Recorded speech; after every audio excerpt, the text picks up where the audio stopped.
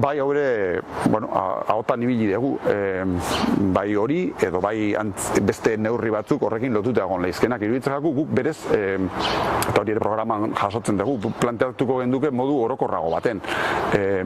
Mendarorako mugikortasun plan bat, barruan.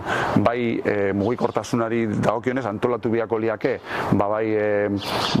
oinezko eta motordun ibilgailu eta bizikleten konbibentzia pixkat antolatu herrixan, eta gero jun ikusten esparruz esparru leku bakoitzen zerritxeak komenidan, eta egisa da gaur egunien Mendaroken parantza oso leku berezi badala, da jendiak gehien sozializatzen daban lekua dala, eta nik aukera desberdinak, bata horra aipatzen dan hori, edo beste batzuk, ez dakit, peatonizazioak, edo mai gainean jarri, eta danon artean erabakitziaz zer nolako Mendaro nahi dugun mugikortasunari dagokionean, eta bereziki espazio publikoai ahalik eta etekinik handiena ateratzeko asmoakin.